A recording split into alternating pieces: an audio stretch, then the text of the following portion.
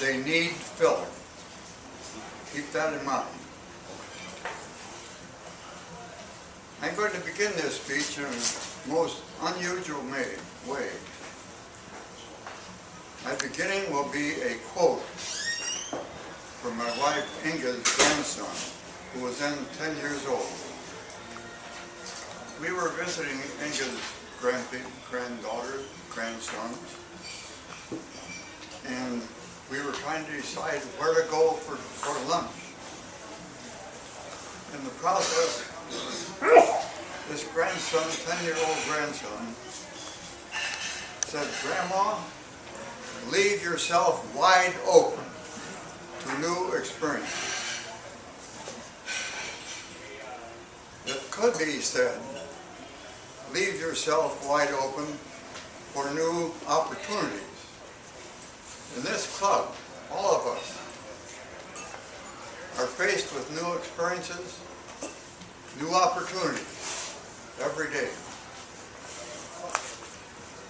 Because in our work, wherever we do, we are a need filler.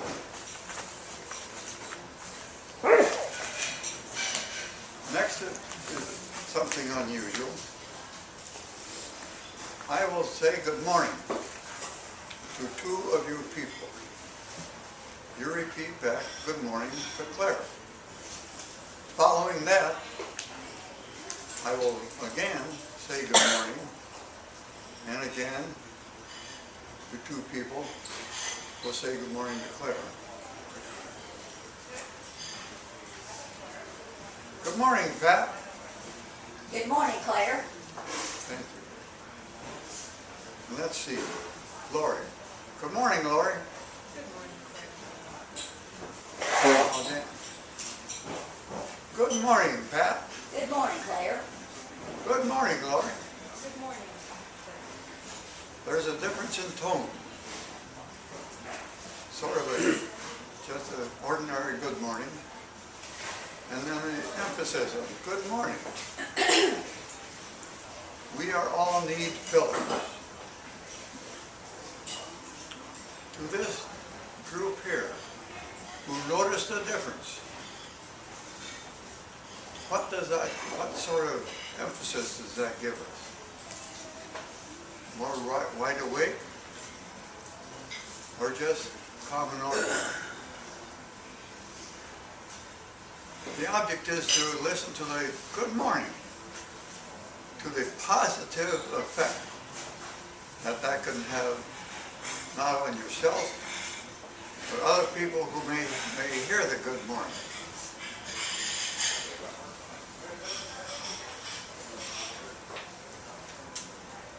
And we are need fillers. We are teachers. We are real estate people. We are business owners, business executives. The whole works. It's our job to fill the need of our customers or our fellow workers. And when we approach that in a positive nature, we are need fillers.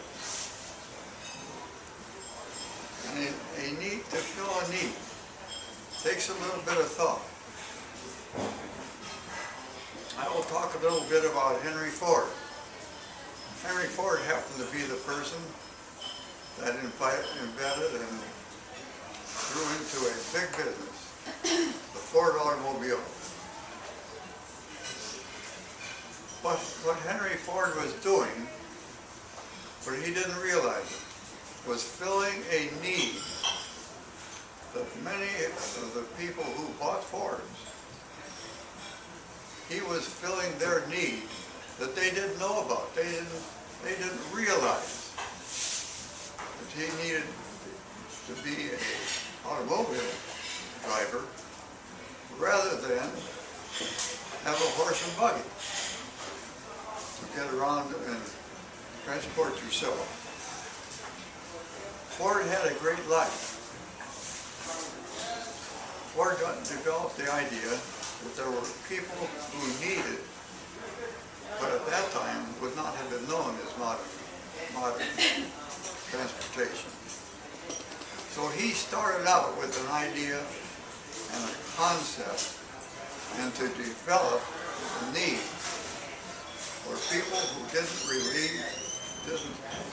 need that object. And that's what we are doing in our businesses here. Whatever business you're in, think about the people you influence. You are filling their need. If you're a salesperson, you have to find out what would they like, and then fill that need. This is where the excitement can come into our lives. I think about the business owners which we have in this club. Raise your hand, those who are business owners. Did you realize that you were a need filler?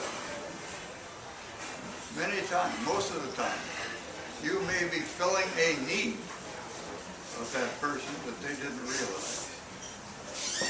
And this is one of the values of Toastmasters Club. When you are talking with your customers, you are filling their need. And this you can learn in Toastmasters Club, just going through our routines. Henry Ford realized quite quickly that he is going to build automobiles. And what he had decided on, he wanted to build for the common man, not for the wealthy man. Well, he built the first car was a Model T.